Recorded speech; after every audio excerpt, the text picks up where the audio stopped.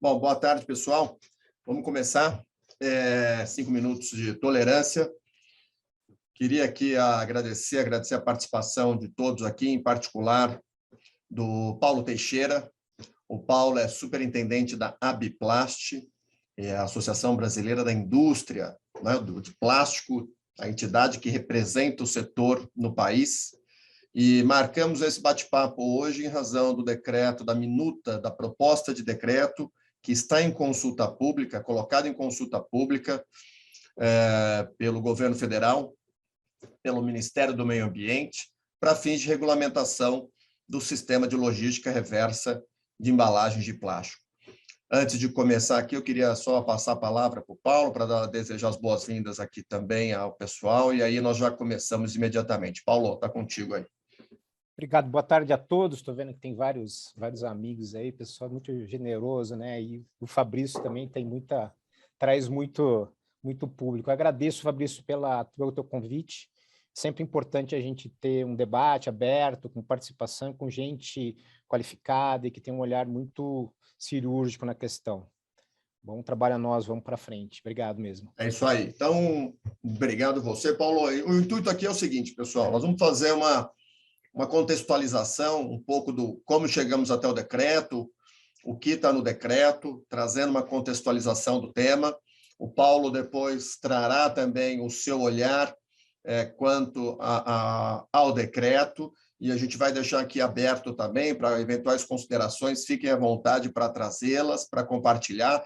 Na verdade, esse é um exercício aqui de democracia, de contribuição, de participação.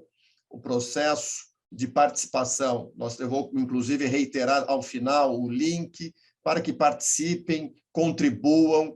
É um processo construtivo de aperfeiçoamento, né, dos dispositivos que regulamentam a logística reversa no Brasil.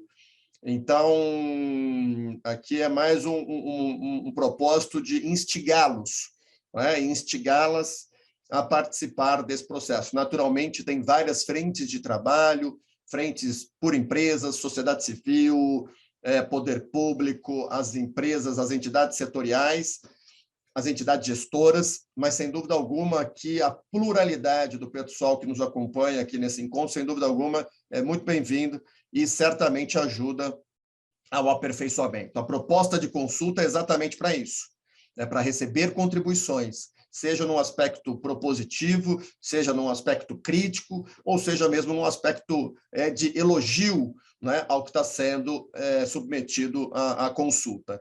Então, eu vou tomar a liberdade aqui de colocar uma apresentação para orientar aqui o nosso diálogo.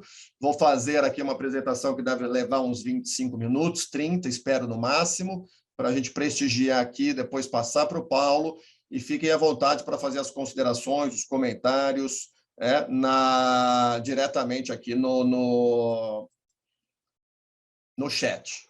Tá? Apenas para confirmar, tá ok, a apresentação está ok? Então, vamos embora. De novo, Paulo, muito obrigado pela sua participação. É um privilégio ter aqui a Abiplast tratando exatamente do sistema de logística reversa de embalagens plásticas. Então, agradeço a Abiplast. Rapidamente me apresentando, meu nome é Fabrício Soler, sou advogado e atuo fundamentalmente com meio ambiente e resíduos, sou consultor da ONU para o Desenvolvimento Industrial aqui no Brasil e também da Confederação Nacional da Indústria para Estudos em Resíduos. Coordeno hoje um MBA executivo da Trevisan Escola de Negócios, um MBA em ESG, o pioneiro, estamos indo aí para a 9ª turma. Tenho envolvimento com a academia, sou doutorando, tenho mestrado, especializações, etc. Sou membro de conselhos e comitês de sustentabilidade ESG, que muito me honra, que tem permitido aprender aqui diariamente nos aspectos onde eu não tenho tanta afinidade, em particular nas questões sociais e nas questões de governança. Então, o intuito aqui é a gente entrar direto, aqui é um pouco da minha produção, na expectativa de ajudar o debate, fomentar o debate, especificamente sobre resíduos sólidos, em particular logística reversa no Brasil. Então, nós vamos começar aqui acabei de comentar, aqui é um pouco da produção, e vamos entrar especificamente na Política Nacional de Resíduos Sólidos. Então, estamos tratando aqui, o objeto é a Lei Federal 12.305 de 2010. A Política Nacional de Resíduos Sólidos, ela traz um conceito, um instrumento que é o da responsabilidade compartilhada pelo ciclo de vida dos produtos. Responsabilidade essa que significa o que importa num conjunto de atribuições de todos esses agentes que estão aqui, os municípios como titulares do serviço público de limpeza, os consumidores, os comerciantes, distribuidores, importadores e fabricantes, ou no caso aqui o setor empresarial. Então, a responsabilidade compartilhada importa em atribuições de cada um desses agentes para minimizar o impacto do produto e do resíduo, por consequência, no meio ambiente. E aí, cada agente desse tem uma responsabilidade, ou tem uma obrigação nos termos da Lei 12.305 de 2010. Por exemplo, o município, titular do Serviço de Limpeza Urbana, que tem a obrigação de implementar sistema de logística reversa, estruturar o sistema de compostagem. Os consumidores, no âmbito da logística reversa, de efetuar a devolução após o uso do produto. Quais produtos? Pilhas e baterias, lâmpadas, aqui os produtos comercializados em embalagens, e, no caso em particular, o setor empresarial, fabricantes, importadores, distribuidores e comerciantes. Aqui eu queria fazer um parênteses, olhando particularmente para as atribuições do setor privado empresarial. Nós temos, no âmbito da responsabilidade compartilhada, a primeira atribuição do setor privado empresarial, investir na melhoria dos produtos, para que eles sejam aptos a reaproveitamento, reutilização e gere a menor quantidade possível de resíduos. Essa é a primeira atribuição do setor privado empresarial no âmbito da responsabilidade. Desculpa. No âmbito da responsabilidade compartilhada. A outra é informar sobre como evitar a geração de resíduo, reciclar, reaproveitar os materiais. E a terceira é implementar o sistema de logística reversa, que naturalmente é o foco do nosso encontro. Dentro da responsabilidade compartilhada, um artigo que pouco se aborda é o artigo 32 da Política Nacional de Resíduos Sólidos. Esse artigo 32 prevê, dentro do conceito de responsabilidade compartilhada pelo ciclo de vida dos produtos, que as embalagens devem ser fabricadas com materiais que propiciem a reutilização ou a reciclagem. Tá? Essa é uma previsão do artigo 32 e que prevê no parágrafo 2º o seguinte: o regulamento disporá os casos em que, por razões de ordem técnica ou econômica, não seja viável a aplicação desse dispositivo. Ou seja, não seja viável a utilização de materiais ou de embalagens que sejam aptas à reutilização, de embalagens que não sejam aptas à reciclagem. Então, esse artigo 32, até o momento, ele não foi objeto de regulamentação no Brasil. Tá? Para deixar isso bem claro, que até o momento, para fins de logística reversa, a gente tem regulamentação, mas para fins da regulação da embalagem, em particular, dentro desse contexto, não temos. Temos, sim, regulações de ordem sanitária, já muito conhecidas, especialmente para fins de alimentos, né, onde já tem uma regulação de longa data, trabalhada pela Anvisa, e que ali, em questões de ordem sanitárias. Mas aqui nós estamos tratando no bojo da Política Nacional de Resíduos Sólidos e que no seu artigo 32 tem um dispositivo vocacionado, direcionado, que trata especificamente das embalagens. Lembrando que depois do 32 nós temos o artigo 33, que trata da obrigação de implementar logística reversa. E eu sempre faço questão de frisar obrigações de fabricantes, importadores, distribuidores e comerciantes. E essa obrigação, a lei prevê a possibilidade de estender a logística reversa, já conhecida para pneus, pilhas e baterias, embalagens de agroquímicos, óleo lubrificante, entre outros produtos. A lei prevê a possibilidade de estender o sistema de logística reversa a outros produtos e embalagens. No entanto, o parágrafo 2º do artigo 33 prevê que a definição dessas embalagens considerará a viabilidade técnica e econômica. Então, eu estou frisando sempre o ponto da viabilidade técnica e econômica, porque aqui não se trata de achismo, aqui se trata de demonstração, aqui se trata de base de dados, nós estamos partindo do que é viável técnica e economicamente com base em dados operacionais, de mercado, dados logísticos, de infraestrutura, para demonstrar a viabilidade, ou, no caso, a inviabilidade técnica e econômica da logística reversa. Aliás, foi com base nessa viabilidade técnica e econômica que o país regulamentou em 2015, o setor empresarial firmou com o Ministério do Meio Ambiente, com a União, na verdade, o Acordo Setorial para a Logística Reversa de Embalagens. Especificamente, a logística reversa, apenas para deixar claro, ela importa fundamentalmente em duas obrigações, que é a obrigação de viabilizar o retorno, né? E aí o retorno pode ser coleta, devolução, entrega, recebimento, e a outra obrigação no âmbito da logística reversa é a destinação final ambientalmente adequada, que no caso aqui é fundamentalmente a reciclagem. Lembrando, atribuição do setor privado empresarial, o retorno e a destinação final. Lembrando que o retorno começa com o descarte, a entrega por parte dos consumidores.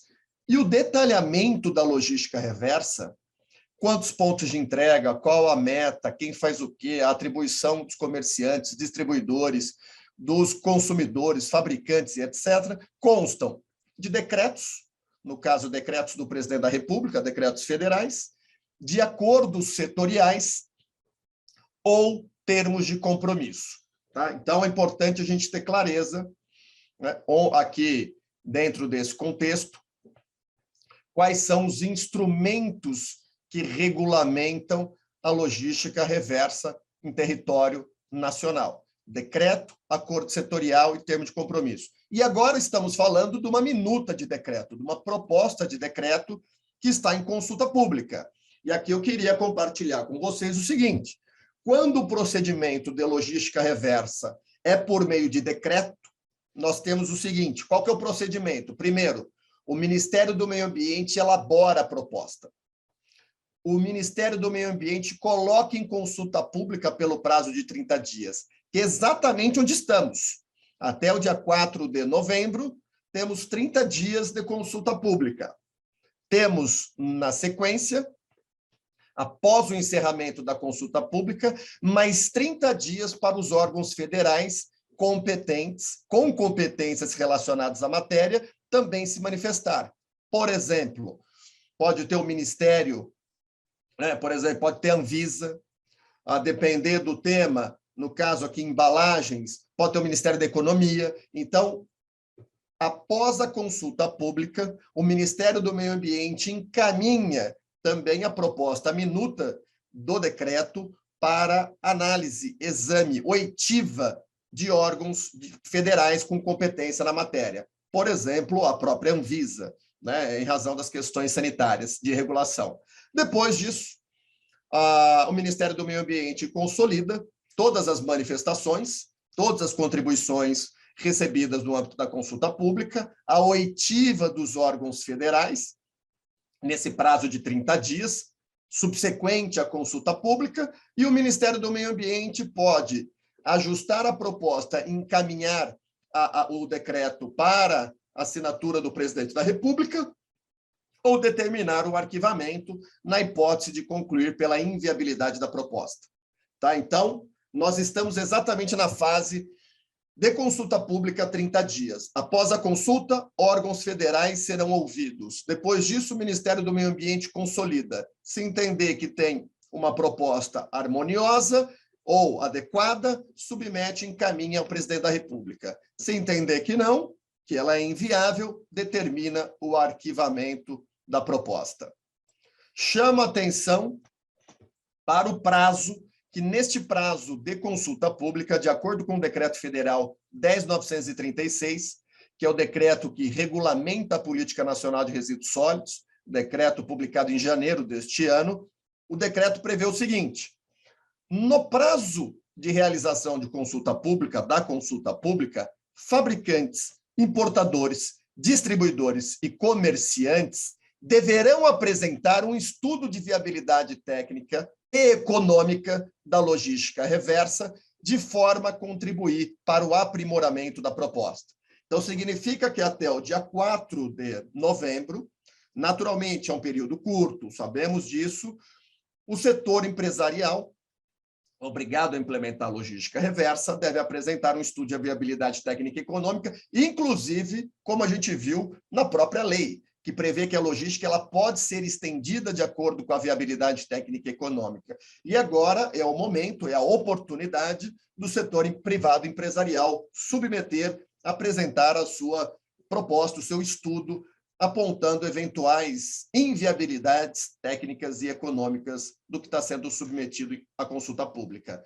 Observação: o estudo não vincula naturalmente a decisão do Ministério do Meio Ambiente, tampouco a ausência de envio, mas, sem dúvida alguma, será levado em consideração, será analisado, mas ele não é naturalmente vinculante. Tá? Então, este é um contexto da regulação para chegarmos no decreto.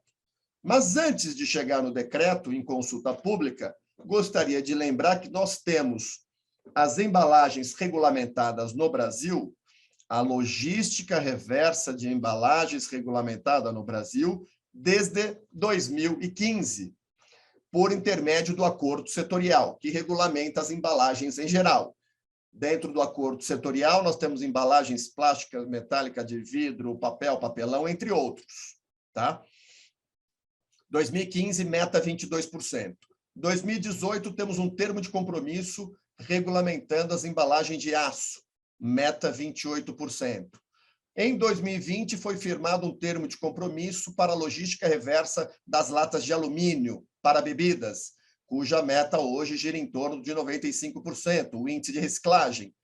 Em 2021, foi colocado em consulta pública o decreto para a logística reversa de embalagens de vidro.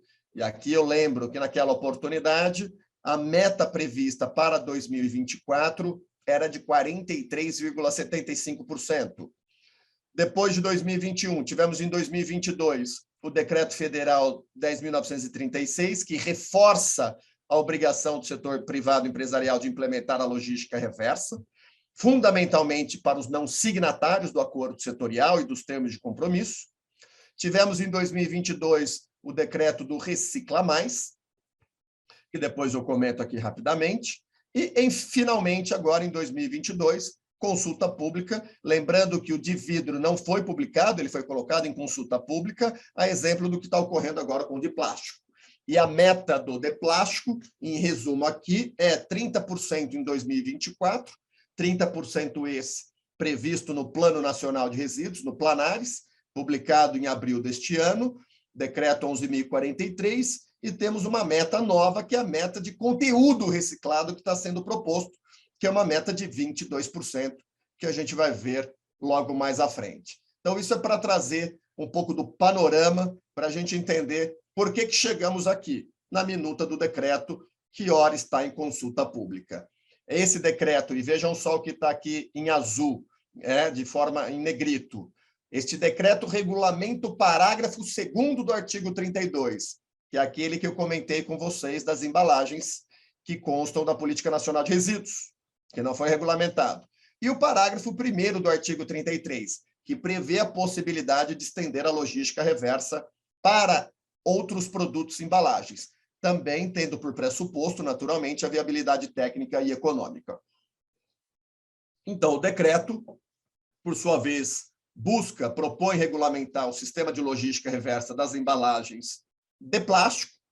Quais embalagens? Aqui nós temos sistema de logística reversa de embalagens de plástico colocadas no mercado interno mediante o retorno das embalagens após o consumidor. Aqui o conceito de embalagem de plástico: recipiente plástico destinado à contenção, conservação, manuseio, proteção e transporte do produto nele acondicionado. E um primeiro parêntese com relação ao objeto. O objeto hoje da logística reversa de embalagens, de acordo, nos termos do acordo setorial, são as embalagens que compõem a fração seca do resíduo sólido urbano. Resumindo, então a gente olha em casa, nós temos o resíduo doméstico, nós temos, né, a lixeira da fração seca e temos o orgânico e o rejeito. Na lixeira da fração seca tem embalagens. Aquelas são as embalagens objeto de logística reversa nos termos do acordo setorial.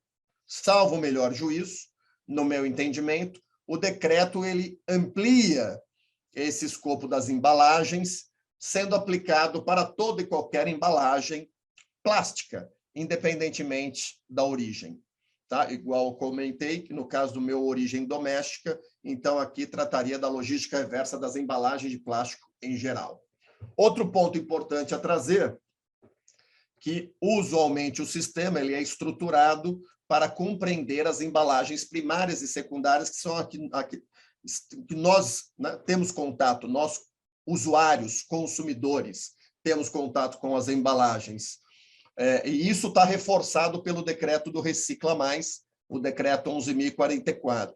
No entanto, o decreto aqui, a proposta de decreto, ele não entra nessa especificação, levando a entender que a logística reversa inclui todas as embalagens primárias, secundárias e terciárias, e não as primárias e secundárias que estariam aí em contato direto com os consumidores.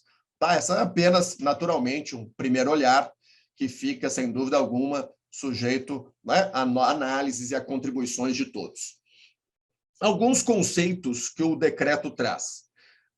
A maioria desses, que eu vou comentar aqui agora, já constam do decreto 11.044, que é o decreto do Recicla Mais. Então, eu queria primeiro explicar o seguinte: entidade gestora. O conceito de entidade gestora, trazido pelo decreto de embalagens de plástico, é o mesmo conceito do Recicla Mais, que é uma entidade, é uma pessoa jurídica formada por entidades representativas. Eu vou dar um exemplo. Imagina que aqui nós vamos criar uma associação, uma entidade gestora, a entidade gestora, né, das embalagens em geral, e ela será formada pela Associação Brasileira de Alimentos, Associação Brasileira de Bebidas, Associação Brasileira de Cosméticos.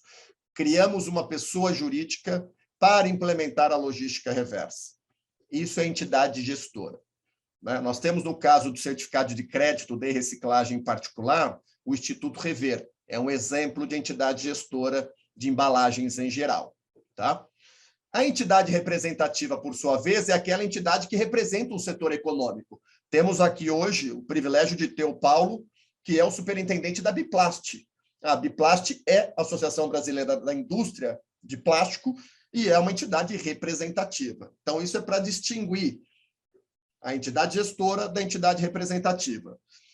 O decreto prevê o GAP, que é um instrumento de governança da logística reversa.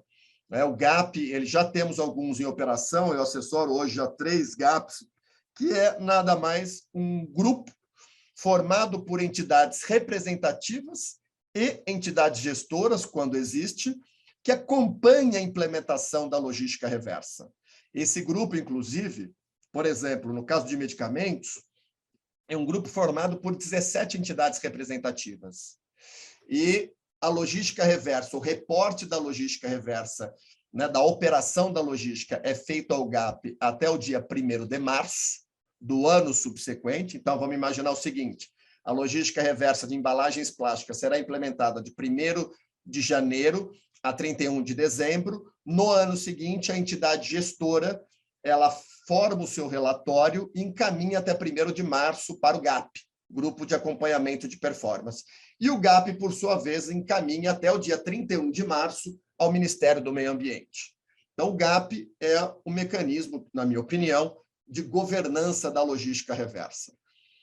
Lógico, junto com a entidade gestora e a entidade representativa. O modelo coletivo, e aí você tem modelo coletivo de logística reversa ou modelo individual que é implementado pela empresa. Usualmente, o modelo coletivo é o modelo que se mostra mundialmente um modelo mais aderente, que é o modelo em que as empresas, entidades se reúnem para cumprir a obrigação legal no caso da implementação da logística reversa. Então, hoje, por exemplo, nós temos modelo coletivo pneu, modelo coletivo, lâmpadas, modelo coletivo, eletrônicos, modelo coletivo, na maioria na própria embalagem. Então, apenas aqui sendo detalhado o que é o modelo coletivo versus o modelo individual, porque a obrigação é das fabricantes, importadoras, distribuidoras e comerciantes. Por consequência, pode ter empresa que opte por modelo individual, ainda que não recomendável, mas também temos aqui o que é mais usual na logística reversa, que é o modelo coletivo. Um outro instrumento que essa minuta de decreto traz é o que nós chamamos de black box, que é um sistema de informação. Esse é um sistema de informação que algumas gestoras já dispõem na operacionalização da logística reversa, e aqui eu posso citar, por exemplo, o programa Dê a Mão para o Futuro, implementado pela Associação Brasileira da Indústria de Perfumaria e Cosméticos, a Associação Brasileira de Produtos de Limpeza e a Associação Brasileira de Pães, Massas e Bolos, a BIMAP, em que é um sistema que as informações são reportadas quanto ao produto, a quantidade de embalagens colocadas no mercado, e esse black box gera, aplicados 22%, o volume de materiais que devem ser recuperados, encaminhados para reciclagem para fins de logística reversa. Aqui é para assegurar a proteção da informação de forma anonimizada. Então, já é uma ferramenta utilizada pelos sistemas, a maioria dos sistemas coletivos já adotam essa ferramenta do black box. E nós temos o papel do verificador independente, que é uma figura que foi criada também pelo decreto 11.044, que é uma pessoa jurídica independente, que verifica os resultados da logística reversa com base no exame das notas fiscais. Então, hoje, por exemplo, no país, um verificador independente que é referência é a Central de Custódia, que foi a pioneira dentro desse segmento, que verifica a consistência, os dados das notas fiscais, naturalmente com isenção e imparcialidade, não podendo atuar no mercado, não podendo prestar serviço, atuar no setor, no âmbito da operação de gestão e gerenciamento de resíduos, naturalmente, até para assegurar a independência da sua atividade. Além desses conceitos, queria trazer aqui compartilhar com vocês, que o decreto traz o conceito de fabricante de produto e o fabricante de plástico. O fabricante de produto, que é a marca, aquele que coloca no mercado o produto embalado, e o fabricante de plástico é aquele que produz a embalagem, ou precursor a partir de matéria-prima virgem ou de resina pós-consumo, reciclada. A resina, acho que isso é importante, porque ela conversa com a meta de conteúdo reciclado, a resina pós-consumo reciclável, ou conhecido por PCR, fabricada a partir de embalagens plásticas. Aqui, até tem particularmente uma impropriedade, porque está falando em embalagens plásticas pós-consumo, e, salvo o melhor juízo, embalagem plástica pós-consumo não tem conceituação na minuta do decreto, que deve ser embalagens plásticas descartáveis. O reciclador é quem fabrica a resina pós-consumo reciclada, e o conteúdo reciclado é o conteúdo que as empresas vão ter que colocar nas embalagens de material reciclado em relação ao total. Então, vamos imaginar que uma embalagem tem 1 quilo, o que está dispondo ali que 200 gramas será aproximadamente 220, pela meta que está sendo proposta, 21, 22% de conteúdo reciclado, que é um grande desafio dentro dessa proposta que é objeto hoje de consulta pública. Aqui, o decreto traz que, para implementar a logística reversa, o setor empresarial pode adotar um conjunto de medidas, soluções integradas, que vão desde os pontos de recebimento, fundamentalmente nos comerciantes, no varejo, pontos de consolidação, que é onde vai concentrar a carga vinda dos pontos de recebimento. Não sei se bem essa operação, por parte do setor de plástico, por isso a importância do Paulo aqui. Pontos de beneficiamento para a limpeza do material, porque a cadeia de plástico ela é longa, porque você tem a coleta, triagem, separação, cor, tipo, lavagem, e o Paulo é o craque nesse assunto, depois compartilha conosco. As unidades de triagem manual, fundamentalmente, são as cooperativas e as mecanizadas. As unidades de fabricação de resina pós-consumo, a comercialização das embalagens e o certificado de crédito de reciclagem, o Recicla Mais. Então, essas são as formas de implementar a logística reversa em território nacional, no caso aqui, trazido pelo decreto em consulta pública. O decreto propõe um faseamento, fase 1 e fase 2, fase 1 com a publicação do decreto, fase 2, 6 meses depois. Fase 1, o setor empresarial tem que instituir o GAP, as empresas, fabricantes, importadores, distribuidores, comerciantes aderirem à entidade gestora, instituir o mecanismo de financiamento da logística reversa.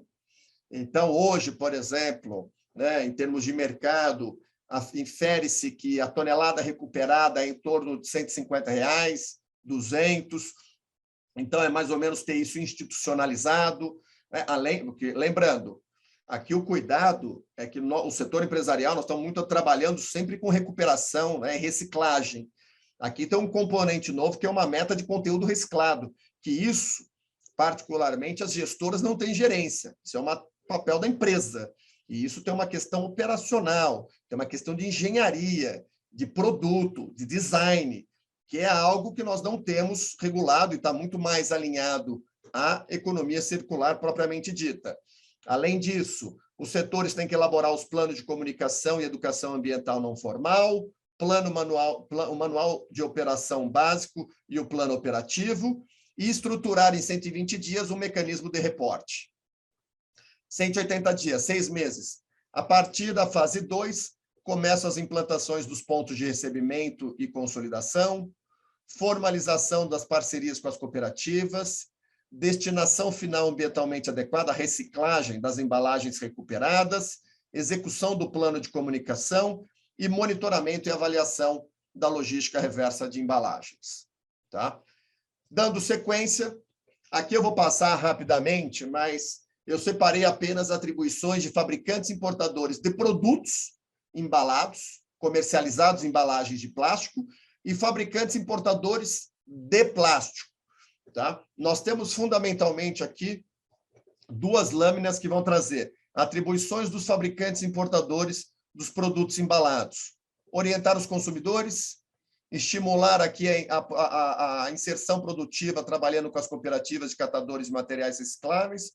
Algo novo que está aqui é a questão do transporte das embalagens entre os pontos de recebimento e consolidação, o que até então não havia previsão. Manter e instalar os pontos de consolidação, transportar as embalagens do ponto de consolidação até a indústria fabricante de resina, dar destinação final atendendo às metas de reciclagem e participar dos planos de comunicação. Esse é o do usuário da embalagem, é da marca, do produto embalado. E do fabricante de plásticos, aqui de embalagens, muitas daquelas atribuições são repetidas, mas aqui eu dou destaque para o transporte, né, que seria um custo da indústria de plástico fazer o transporte dessas embalagens quando estiverem até 100 quilômetros das suas unidades, reciclar as embalagens por meio das indústrias de resina pós-consumo e, por intermédio das entidades representativas, a exemplo do que está aqui hoje a Biplast, prestar apoio técnico envolvendo aspectos operacionais de manuseio e logística de embalagens aos demais agentes da cadeia, desenvolver iniciativas de reciclagem em ciclos produtivos alternativos, quando o retorno não for técnica e economicamente viável, então é aquela embalagem que não tem reciclagem, por exemplo, e manter atualizadas as informações acerca do volume colocado no mercado. Isso é apenas uma síntese, pessoal, para a gente poder aqui, em benefício do tempo. Metas. Veja, a gente sempre adotou para fins de metas, hoje a meta, vou pegar a meta do acordo setorial, que é 22% Brasil. E essa meta é estratificada por estado, adotando a metodologia CONFAS, que é algo que foi desenvolvido pelo programa, no caso aqui, do Dê a Mão para o Futuro, que foi internalizado por uma deliberação da CETESB e aplicado nos demais estados, que é uma metodologia que proporcionaliza os 22% em cada um dos estados, olhando a contribuição de cada um no âmbito do ICMS CONFAS. Aqui, a meta de reciclagem está calculada diferente. Primeiro, não é um número geral, o Brasil geral é 27, mas tem metas por região. Então, vou pegar aqui 2024, que acho que é uma referência importante, porque conversa com os 30% que estão no Plano Nacional de Resíduos. Nós temos 3% na região norte, dos 30%. Então, se eu sou uma empresa que coloco 100%, 100 toneladas de embalagem no mercado, tem que recuperar 30 toneladas. Dessas 30, 3 vêm do norte, 5 do nordeste, 5 do centro-oeste, 12 do sudeste e 6 do sul. Aqui nós vamos ter, naturalmente, o desafio da regulação pelos estados. Os estados estão regulamentando, estão disciplinando a logística reversa, e não obstante essa meta regional, que tem uma inspiração, inclusive, na logística reversa de óleo lubrificante, que é assim, que são metas regionais, nós temos o desafio de fazer essa proporcionalização por estado, estando certo que esse tema será objeto de regulamentação, como já é por inúmeros estados.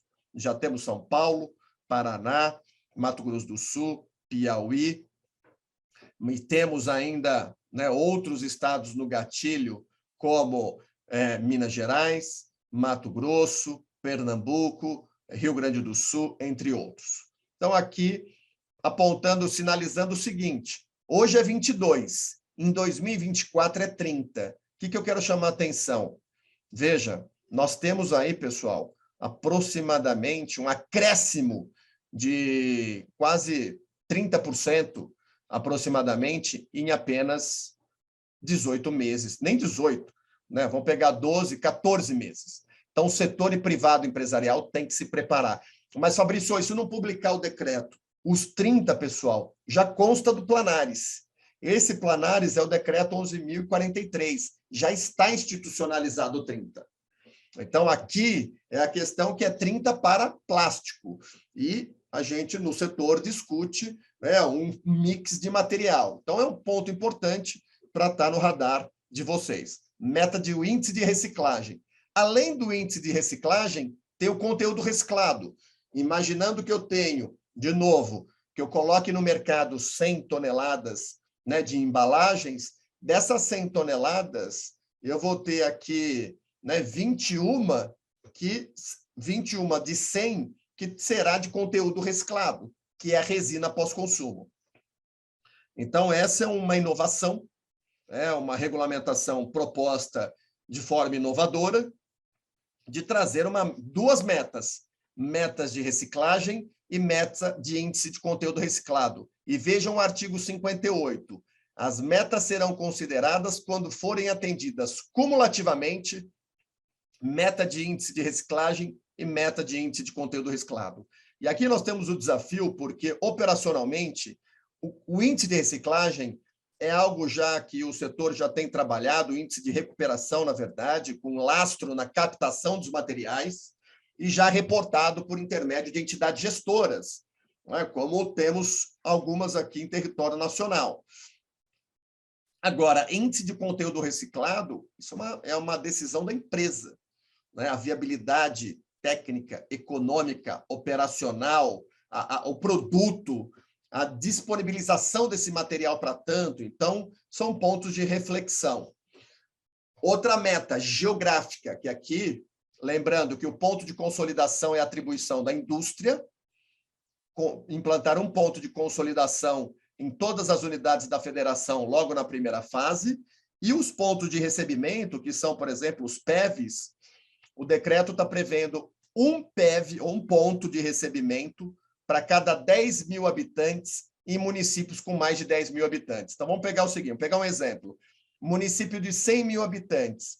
Esse município de 100 mil habitantes deverá ter 10 pontos de recebimento de embalagens a compor o sistema de logística reversa. Naturalmente, essa é uma atribuição dos comerciantes, do varejista e dos distribuidores.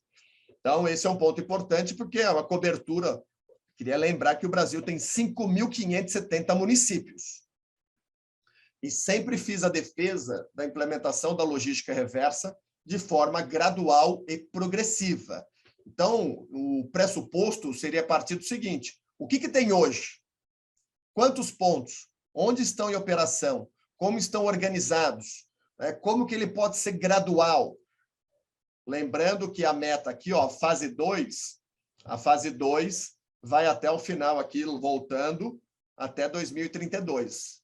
Temos aproximadamente aí 10 anos, um pouco menos. E alguns pontos aqui caminhando para a conclusão. O descumprimento ao decreto sujeita à aplicação de sanções, e aí nós temos a Lei de Crimes Ambientais e o Decreto de Infrações Ambientais, decreto que prevê multa aí de até 50 milhões pela inobservância da logística reversa, e esse talvez seja um ponto de maior preocupação, que é, na verdade, o seguinte: tem muita empresa fazendo e tem muita empresa não fazendo. E hoje o importante é como é que a gente traz, como é que a União pode ajudar a mobilizar para que tenhamos mais empresas fazendo, cumprindo com a logística reversa, estruturando pontos, trabalhando com cooperativas, trabalhando com a reciclagem, isso em âmbito nacional. Queria chamar a atenção que o decreto revoga o acordo setorial para a questão do plástico. Então, com a publicação, eventual publicação do decreto, para fins do plástico, ele passa a ter um regulamento específico. E, na minha opinião, aqui, um outro dispositivo, que eu acredito que aqui não deveria constar, que é condicionar a renovação da licença de operação à logística reversa. E explico por quê. A logística reversa, como nós vimos aqui no início, o artigo 33 impõe a obrigação de implementar a fabricantes, importadores, distribuidores e comerciantes. É o que nós temos no âmbito da responsabilidade compartilhada pelo ciclo de vida do produto. O único agente submetido à licença ambiental é fundamentalmente o fabricante. Importador não é, distribuidor não é, comerciante não é.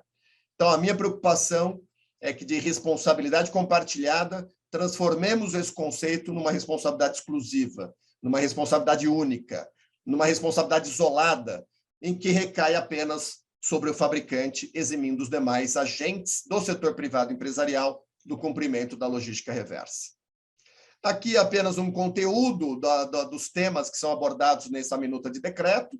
Tem as definições, forma de implementação, operacionalização, governança, participação das cooperativas, participação dos municípios, as obrigações das partes, plano de comunicação, entre outros itens que compõem, naturalmente, o decreto objeto de consulta pública. E concluo aqui, para passar para o Paulo, o seguinte: participem, conheçam o documento. Já foram, até o momento, apresentadas 123 contribuições no âmbito da consulta pública. Ela expira no próximo dia 4, sexta-feira que vem. Então, está aqui o link, acessem, participem, contribuam. Acho que essa é a grandeza desse processo. É a publicidade, é fomentar a participação, e talvez o nosso papel aqui, talvez não certamente, meu e do Paulo, é esse, é de trazer a informação e fomentar o debate e instigar a participação de maneira em que todos possam contribuir com esse processo de consulta pública, lembrando, aberto nos termos do decreto 10.936, seguindo a Política Nacional de Resíduos Sólidos, e que está em consulta pública a minuta do decreto para regulamentar a logística reversa de embalagem de plástico até sexta-feira da semana que vem. Então, queria aqui encerrar aqui a minha exposição e já passar direto para o Paulo, para que a gente possa aqui provocar aqui a reflexão do tema. Fiquem aqui, o pessoal que está acompanhando à vontade, para eventuais considerações aqui no chat, e que a gente faz aqui esse bate-bola, né? Vamos tentar aqui, no máximo, a minha sugestão é a gente chegar às 6h30. Paulo, a palavra é sua. Muito bom. Fabrício, obrigado, né? Você fez aí um serviço de utilidade pública, com certeza. Eu acho que isso foi extremamente importante. Eu não tinha visto ainda, né? Já tinha conversado com alguns outros escritórios, alguns outros profissionais, essa análise muito sucinta e muito objetiva. Parabéns, viu, Fabrício, para variar, sempre muito assertivo.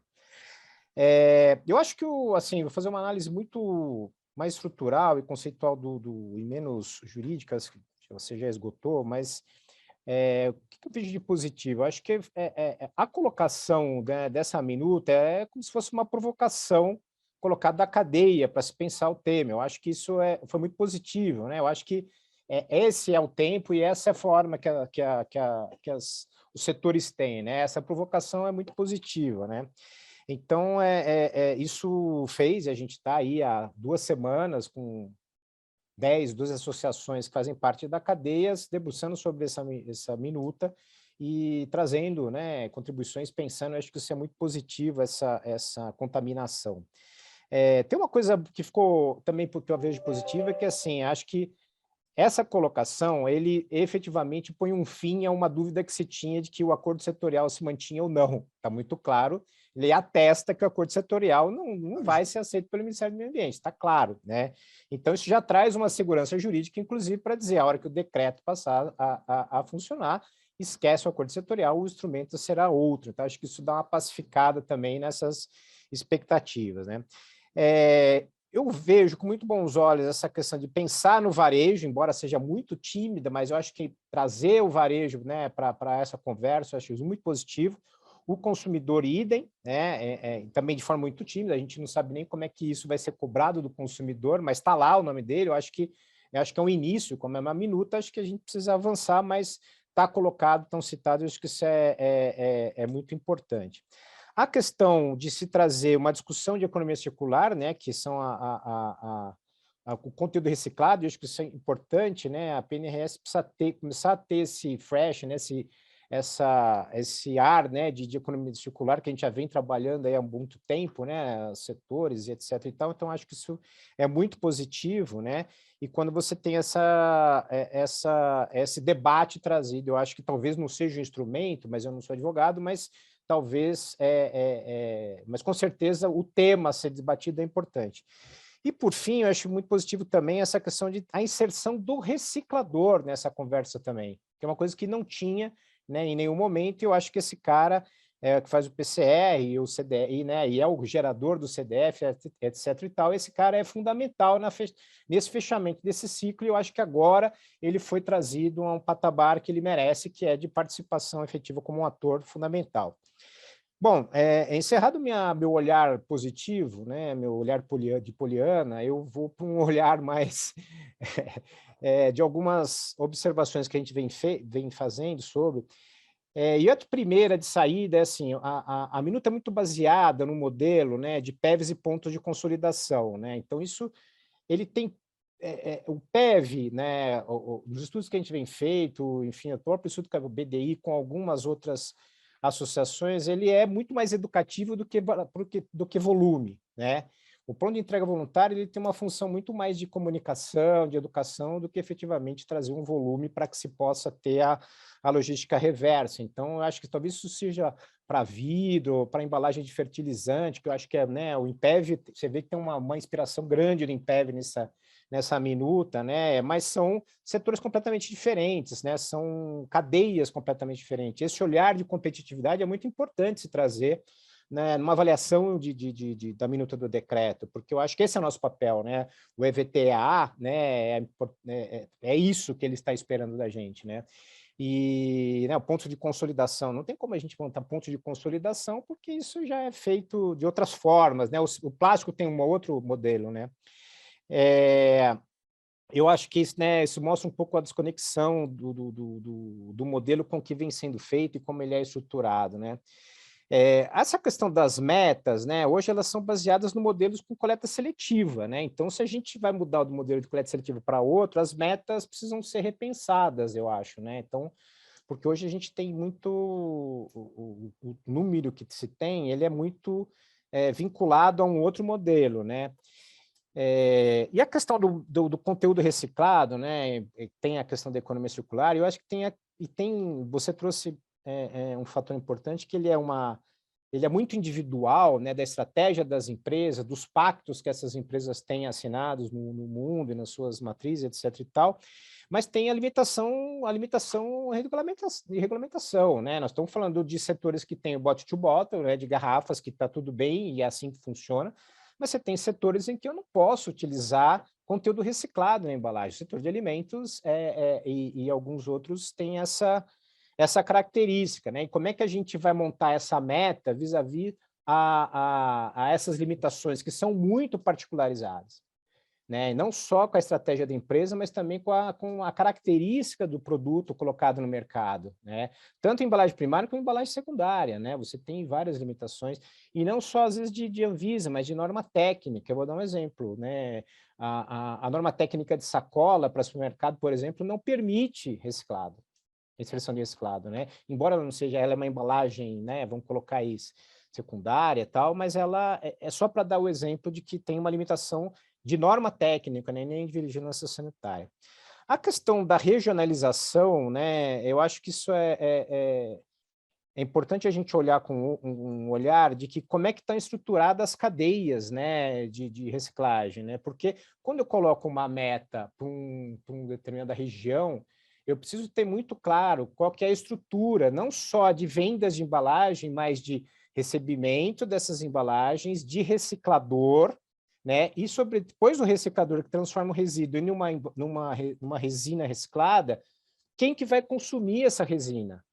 Que pode não estar lá naquela região. E a gente sabe que a grande concentração é sul-sudeste do transformador, né, que compra essa resina reciclada. Então, eu vou ter que ter um período de investimentos, de estruturação, às vezes não é nem reestruturação, é estruturação de uma cadeia produtiva numa região em que o consumo é feito em outra. Então, acho que isso também é importante a gente ter muito claro, e a gente vai apresentar isso, todas essas questões que eu estou levantando, a gente está formalizando, né, junto com os outros setores. A gente vem trabalhando aí já umas 2 semanas com, como eu disse, de 9 a 10 setores aí que estão interessados nesse tema, porque é importante os olhares, né, de todos os setores, né? O plástico é um mundo, né? Você tem, né, você falou vários setores de associações de usuários, e cada um tem uma particularidade.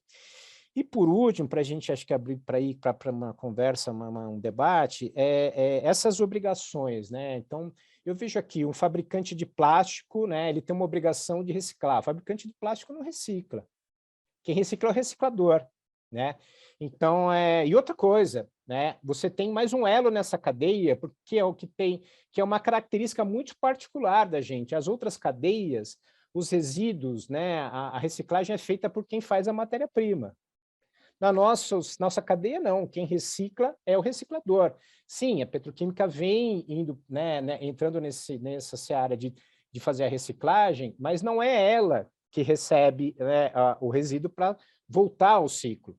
Então, e essa identidade muito particular nos faria pensar assim, será que não seria prudente também ter o fabricante da matéria-prima, né, nessa conformação, porque é um agente importantíssimo, porque ele faz a matéria-prima virgem, mas ele está fazendo e vai continuar fazendo a matéria-prima reciclada, né? A gente vê a estratégia dos setores avançando nisso. Então, a particularidade da nossa cadeia traz alguns elementos que talvez, como por exemplo, colocar a obrigação da reciclagem do fabricante de plástico, ela não faz muito sentido, porque nem todo transformador, fabricante de plástico, né, de transformado plástico, ele é verticalizado, ou seja, ele compra o resíduo e transforma um produto. Uma boa parte não, uma boa parte compra o resíduo e transforma em resina reciclada, em PCR, né? Então, isso muda um pouco a cadeia. Então, Fabrício, queria trazer esses comentários, né, um pouco do que a gente pensou nesse olhar, mas eu acho que a gente ainda tem um caminho muito grande a percorrer. Então, acho que isso é só um início, eu acho que a gente tem essas manifestações, e acho que tem os outros setores, né, também se manifestando. É importante que todo mundo se manifeste, mas para a gente mostrar para o Ministério do Meio Ambiente que a gente está muito aberto a construir alguma coisa, né? Eu acho que, assim, todas essas críticas que a gente está fazendo não é porque a gente não quer o decreto, muito pelo contrário, a gente quer contribuir com o decreto de forma que ele funcione, né? Um sistema funcionando, um sistema que pare de pé, que seja viável financeiramente, não só para o transformador, para os nossos clientes, para a cadeia toda, mas, sobretudo, para o consumidor final, né? Porque é o que você falou, são 150, né, reais por tonelada e tal, mas isso depende do modelo. Se for um modelo de PEV com consolidação, isso vai ficar uma fortuna, por exemplo. Isso não é viável para o consumidor e vai viabilizar uma série de produtos serem comercializados. E produtos que não tem como não serem embalados em plásticos. Então, isso tem uma questão de competitividade que está, inclusive, num artigo que você citou aí. Então, a ideia é a gente contribuir da melhor forma, que a gente consiga ter um sistema que atenda, né, que nos garante uma segurança jurídica para operar, para toda a cadeia. Eu acho que isso é fundamental. A gente vinha aí, esses 3 últimos anos, numa insegurança jurídica muito grande, com a expectativa de que efetivamente, né, a gente tenha todo mundo participando, para que a gente não tenha os escondidos e os que se movimentaram, né? E algo que consiga demonstrar para a sociedade que o setor vem trabalhando e a ideia é a gente só vai conseguir cumprir as nossas metas de circularidade com um sistema de logística reversa funcionando. É simples, isso é negócio, né? E é isso que a gente tem trabalhado. Não, acho que aqui... Não, Paulo, eu vou pegar até o seu ensejo aqui, aproveitar esse bate-papo. Acho que um ponto fundamental que você trouxe, e acho que, de fato, é um equívoco que está ali, é mesmo porque você gera o CDF em regiões que você tem o centro reciclador.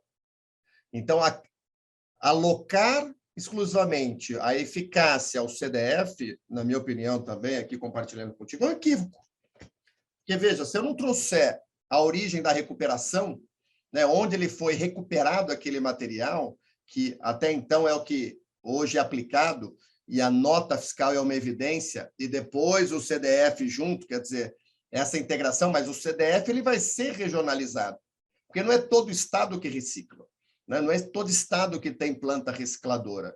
Então, como trabalhar essa convergência, né, de uma dinâmica de operação da cadeia da reciclagem? Acho que um outro ponto que você trouxe, que eu até anotei aqui, veja, Fabrício, quem fabrica embalagem é diferente do reciclador, né, de quem recicla o material. E é uma cadeia alongada, me corrija, Paulo, vocês, na cadeia do plástico, você tem vários intermediários, né, na preparação, desde a triagem, da lavagem, da separação, né, da transformação do pellet, para chegar lá na ponta, no sopro, né, do material, até virar a embalagem.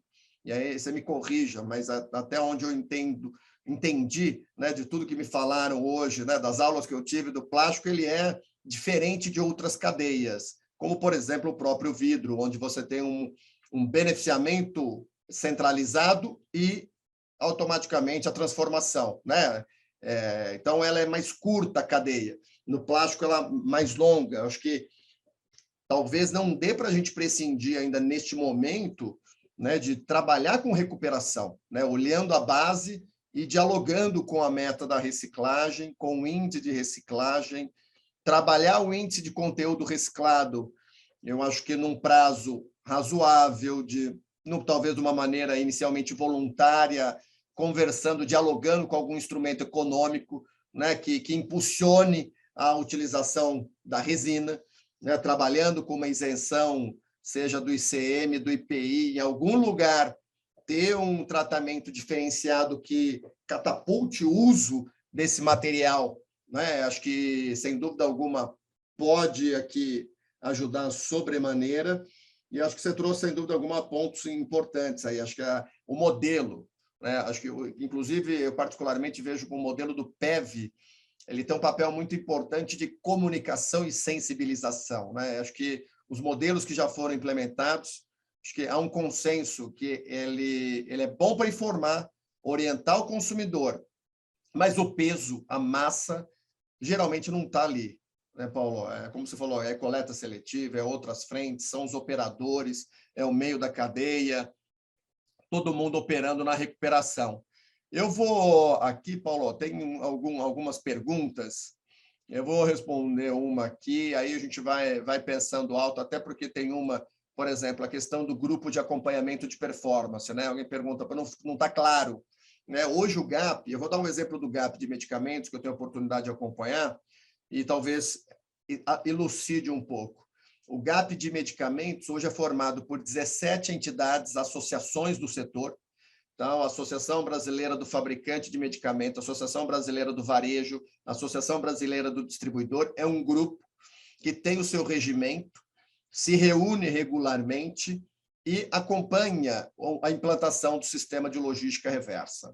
Então, ele pode ou não ter a participação da entidade gestora e, na verdade, aqui, Paulo, eu queria te ouvir nesse ponto, inclusive, como é que me parece, saudável para fins de eficácia e eficiência, que tenhamos um gap em embalagens e módulos por tipo de material. Porque senão, pensando aqui de forma... Estou imaginando uma indústria de alimento que use embalagem de papel, embalagem de vidro, embalagem de plástico. Isso vira uma loucura operacionalmente para a própria gestora participar de 3, 4 grupos. Os reportes são consolidados. Queria te ouvir um pouco nessa perspectiva. Como é que você, que representa uma entidade representativa, como é que você visualiza essa questão do gap? Pô, não, Fabrício, eu acho que o que você colocou é o modelo, né? Inclusive, a gente já tinha se antecipado, a gente mais um monte de associações, de montar um gap exatamente nessa, né, com essa ideia, né? Que você tivesse grupos temáticos, né? Grupos por materiais, mas um gap centralizado. A ideia é essa. O que eu acho que isso eu acho que esse é o formato, mas uma coisa que me gera um pouco de dúvida ainda é essa questão da gestão do sistema, né? Porque assim, o GAP tem a função de acompanhamento, né? Ou seja, ter a régua, fazer as mensurações e fazer essa conversão para o Ministério do Meio Ambiente, mas a gestão do sistema como um todo, ou seja, onde vai se investir, né, aonde, né, quais localidades, quais são os princípios, se vai ter investimento estrutural, não vai, eu acho que isso não fica dentro do GAP, talvez seja em um outro lugar, A talvez gestora, seja talvez, eu não acho?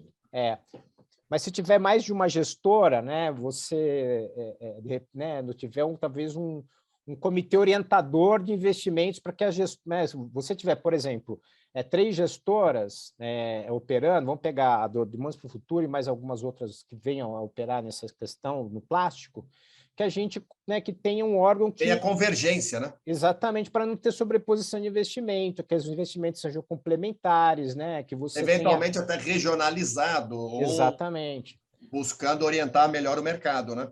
Exatamente, eu acho que isso foge, acho que do GAP, né? Porque ele não pode planejar, Ele executar e exato. avaliar, né? E isso é bem operacional, né? Exatamente. Agora, tem uma ponderação aqui, o Ajage, que é um craque, e aí seu associado, o Ajage é uma referência em reciclagem no país, reciclagem de plástico. Ele traz aqui, obrigado por acompanhar aqui, Ajage, ele traz essa nota, a Anvisa tem essa limitação, né, para fins de alimentos, para o proporcional de conteúdo reciclado, mas uma sugestão seria as empresas utilizar esse montante em outras aplicações de economia circular. E ele traz, inclusive, aqui uma nota, por exemplo, o cuidado de não limitar, porventura, não limitar, né, o tratamento, a reciclagem, que hoje se discute reciclagem química, daqui a pouco você tem a compostagem dentro desse, né, outras formas de destinação final que, porventura, poderiam ser consideradas também para fins aqui de cumprimento da logística reversa. Ele traz essa ponderação. Queria te ouvir um pouco o que você tem visto em termos de tecnologia, Paulo, dentro da cadeia do plástico. O Fabrício, a gente vem acompanhando um pouco essa discussão da reciclagem avançada, né? Reciclagem química.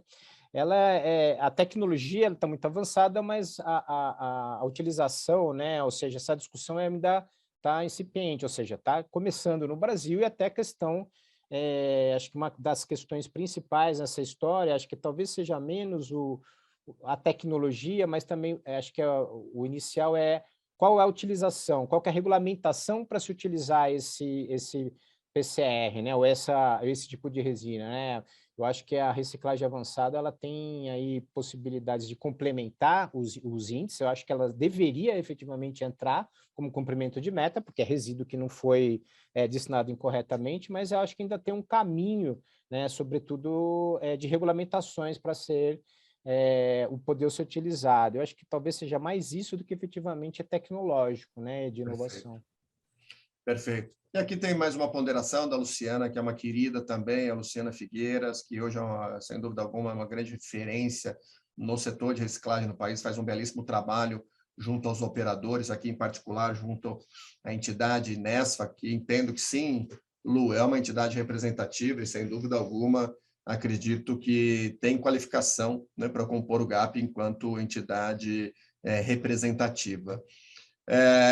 Tem outras perguntas aqui também, mas eu queria aqui aproveitar, Paulo, para deixar mais um tempo aqui também para te ouvir, assim, a leitura, o que particularmente aqui me preocupa é a segmentação, não sei se a segmentação por tipo de material, nós estamos preparados para essa operação, muito particularmente ciente que temos um papel dos operadores, temos um papel do operador, cooperativas e associações de catadores de materiais recicláveis, temos um papel operadores, meio de cadeia, intermediários, papel fundamental do comércio atacadista, temos dos recicladores.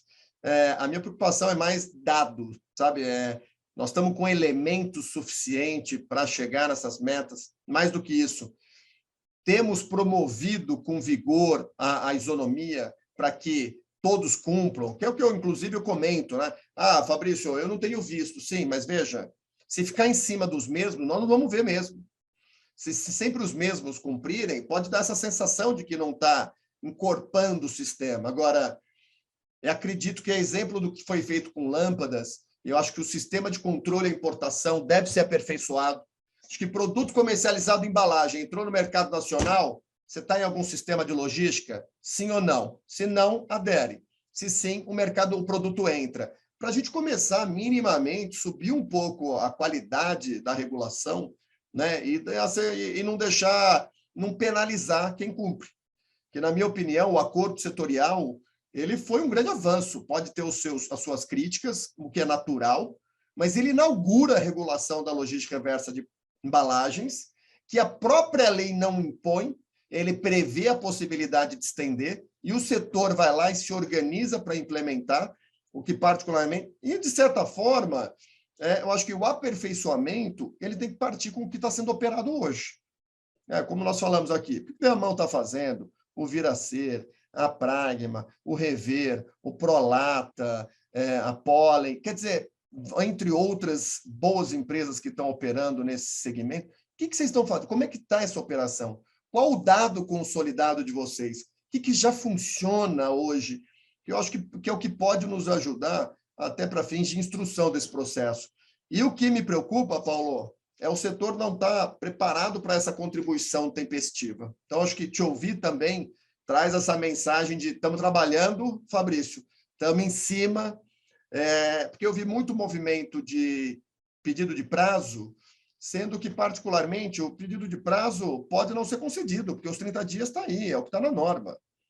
E não deveria ser trabalhado com base na prorrogação, na minha opinião. Tem que trabalhar no horizonte previsto. Então, queria aqui te ouvir mais um pouco das suas perspectivas, dos próximos passos, como você tem visto, para a gente caminhar aqui para o encerramento. Muito bom. Não, Fabrício, eu gosto muito, acho que a gente até já participou de um evento que eu trouxe esse exemplo. Eu gosto muito de brincar de Lego, né? Ou seja, acho que não tem que inventar, né? Acho que o consultor gosta muito de inventar coisa, mas eu acho que a gente tem que usar um pouco do que já está sendo feito e trazer todo mundo para brincar junto. Eu acho que o esforço e a energia é agregar o que se tem, né, de uma forma inteligente, sem sobreposição, para que a gente consiga cumprir uma meta. É isso que a gente vem fazendo, né? Nessas últimas 3 semanas, a gente já vinha essa conversa também, que existem muitas experiências, tem gente nesse mercado, você trouxe aí o exemplo, há muito tempo com sucesso, né, com um índice de reciclagem de retorno muito grande. Eu acho que essas pessoas, né, essas associações, essas empresas, elas têm muito a contribuir e é com elas que a gente vem trabalhando, porque é importante a gente, nesse início, tá com quem já faz. Eu acho que a gente tem pouco tempo. Paralelamente a isso, né, a gente já vinha com essa expectativa que isso aconteceria, né, e é por isso que a gente trouxe, inclusive na discussão que a gente vem fazendo agora, a gente se inspirou muito naquele modelo de gestão de resíduos sólidos urbanos que a gente fez no projeto com a BDX, inclusive participou como especialista, porque ali ele dá algumas inspirações para complementar esse trabalho que essas empresas já vêm fazendo. E um outro projeto, que é o que a gente vem trabalhando, que a gente vai colocar, inclusive, à disposição, que é o sistema de monitoramento do resíduo, né, de forma que a gente possa comprovar, né, que esse resíduo voltou para a cadeia, o CDF, né, tudo isso seja gerado. Ou seja, as empresas, né, os sistemas já têm o black box, mas a gente complementa o black box, ou seja, o match do black box é o sistema que a gente está terminando, em janeiro vai estar aí, então ele está dentro, inclusive, do prazo que a gente tem aí, então acho que eu não vou dizer que a gente possa ter em 180 dias um sistema totalmente lindo, bacana, do jeito que a gente gostaria, mas eu acho que a gente tem capacidade e vem trabalhando para tal com todas as associações da cadeia, e tem muita gente boa fazendo muita coisa. Agora, como é que a gente traz quem não está? Aí é uma questão né, que envolve Ministério Público, que envolve uma série de outras questões, né? E como você disse, eu acho que talvez alguma coisa de mercado, como, por exemplo, desoneração tributária vinculadas às metas, eu acho que isso possa ser uma cenoura interessante para as empresas, de forma que, se você tem, né, um fast track num licenciamento, um fast track num financiamento, eu acho que existem políticas públicas para incentivar, não necessariamente precisa ser uma política pública voltada para a desoneração, mas uma política pública de incentivo. Eu acho que isso pode ajudar a trazer mais gente. Eu acho que essa é a nossa... E na ponta da cadeia, o grande usuário, o cara que, né, acho que o irmão mais velho sempre é o cara que dá o exemplo, né? Então, as grandes empresas que têm suas metas, eu acho que elas puxam a cadeia, eu acho, não, tenho certeza, e elas são o sinalizador para dizer, é aqui, e quem fizer isso está dentro da nossa regra de ESG, ou está dentro da nossa regra jurídica, e quem não está não vai nos fornecer, porque não faz sentido, não tem. Então, acho que tem também um pouco de responsabilidade de cada um, né? Então, eu acho que é isso que a gente poderia trazer aí para contribuir. Sem dúvida, não, e veja, acho que em termos conclusivos, Paulo, acho que o próximo passo, inclusive, que é o que a gente tem sido aqui provocado, partindo já dessa experiência do eletroeletrônico, do medicamentos, entre outros, pneus e tal, é ajudar nessa arquitetura da governança, né?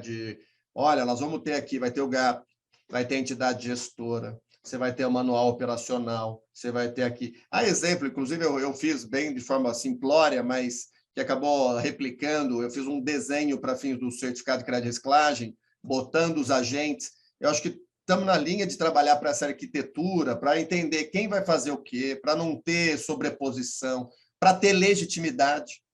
Participe quem tem a legitimidade, as entidades gestoras, as entidades representativas, o GAP, o verificador independente, onde está o Ministério, onde está o reporte aos estados, a tecnologia, como você falou, eu tenho Black Box, aí eu vou ter o MTR, eu vou ter a plataforma setorial para integração. Então, todo esse arcabouço, né, de fazer a arquitetura, visualizar essa arquitetura do reporte da gestão da operação, né, e do reporte operacional e também, naturalmente, do fluxo de financiamento, né, de onde vão os recursos, de onde vem, para onde entra, o que estimula, o que... E acho que a preocupação geral, que acho que de quem está fazendo, é essa. Veja, eu já estou fazendo. Eu vou sair de 22 para 30, eu sei o desafio, para fins de recuperação, reciclagem. Agora, conteúdo reciclado, extremamente desafiador. Segundo, trazer mais gente. Vamos trazer mais empresas, vamos trazer mais setores, vamos trazer o varejo, né? Os importadores. Felizmente, eu tenho tido a oportunidade de trabalhar com vários importadores grandes e, assim, o pessoal preocupado, aderindo. Mas, veja, ainda é um pequeno universo.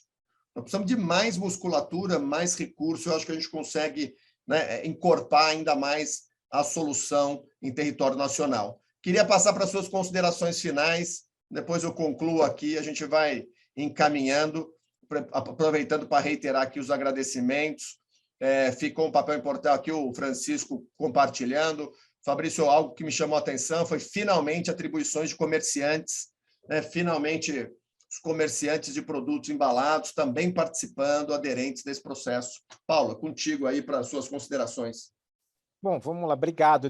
Já de saída, né? Eu acho que foi uma grande oportunidade a gente pensar junto, e as contribuições de amigos e demais que estão aí com a gente.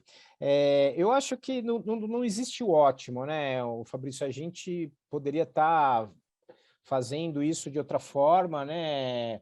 Uma conversa, uma construção junto com o Ministério do Meio Ambiente, toda a cadeia, fazendo de uma outra forma menos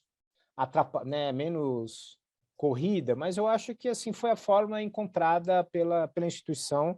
A gente tem que se adaptar, a gente sabe, e todo mundo sabe que não vai ser o modelo que a gente pensava, mas eu acho que a gente consegue botar ele de pé. É importante a gente ter em mente que o que foi colocado pelo governo federal é uma minuta que dá para a gente trabalhar, eu acho que a gente tem essa obrigação, quem está aqui se interessa pelo tema e foi provocado, né, por essa discussão, que se manifeste, eu acho que isso é de extrema importância. E eu acho que com esses elementos, né, acho que o Ministério do Meio Ambiente talvez tenha essa sensibilidade de entender que existe uma miríade de modelos e que, assim, que em algum momento ele vai precisar chamar para conversar e pensar. Eu acho que é essa a nossa função, como de trazer, aplicar e apresentar, né, o que a gente pensa e o que a gente consegue contribuir, seja de forma sistematizada ou de forma individual, para trazer que um problema não tem uma solução simples, não é um decreto dessa forma que vai resolver do jeito que está. Eu acho que o resultado disso aí vai ser uma discussão de aproximações sucessivas, né? A gente vê aí o Vidro que vem fazendo isso, ainda não está pronto, mas eu acho que esse é só o primeiro passo, a gente responde à provocação muito positiva do Ministério do Meio Ambiente e vai construindo um diálogo para tentar ter um material aí, um decreto mais positivo, que pare de pé, que seja possível de se cumprir. Acho que a gente sou muito positivo nesse olhar. E acho que nesse sentido vale também aqui um cumprimento público também, acho que o esforço aqui do secretário, do André França, acho que a despeito dos pontos aqui de aperfeiçoamento que são naturais, e o processo de consulta pública é exatamente para isso, mas o mérito da construção, da oitiva, da provocação, eu acho que, como você falou, o Vidro, acho que hoje caminha para uma organização provocado pela minuta colocada em consulta pública. Eu acho que o Vidro aprofunda o debate, a operação, a discussão, a partir daquela minuta. Isso talvez possa acontecer agora com o plástico, né? E também uma reflexão setorial, que eu acho que o vidro tem uma realidade, talvez papel e papelão outra, o plástico, como é que trabalha isso, como é que as entidades gestoras preparam, como as empresas estão observando. E lembrando que, veja, não tem outra saída, né, Paulo? O tema será regulado, não só no país, mas internacionalmente. Esse tema vem com força. Lamentavelmente, nós temos normas municipais completamente que destoam da realidade e é um perigo que a gente tem que estar aí vigilante para evitar normas aí que não observem a regulação federal. Mas, sem dúvida alguma, acho que fica aqui o cumprimento não só ao secretário André, a sua gestão, mas aqui a gestão de vocês na Biplast, na contribuição, em proporcionar também essa construção que vem sendo conduzida com os usuários. Para mim, um grande orgulho tê-lo aqui, né, dentro desse nosso bate-papo. Sem dúvida alguma, o pessoal que nos acompanha, que conhece muitos craques aqui do setor. Nós tivemos a Jage aqui, que é um querido e dispensa apresentações, vários sistemas de logística reversa aqui também acompanhando, profissionais de gabarito no tema, que conhecem com profundidade, e, sem dúvida alguma, a gente vai aperfeiçoando. Acho que a mensagem é: leiam e participem, contribuam. O processo público, democrático, participativo, só que tem um prazo. É sexta-feira que vem. Então, acho que fica... Lembrando que semana que vem tem um feriado no meio, dia 2. Então, quer dizer, curtíssimo para que todos aí possam se envolver e participar. Então, fica aqui o meu agradecimento. Obrigado, Paulo. Obrigado a cada um de vocês que estão acompanhando. Ótima quinta-feira, sexta, fim de semana e pau na máquina. Se cuidem, um abraço. Tchau, tchau. Obrigado.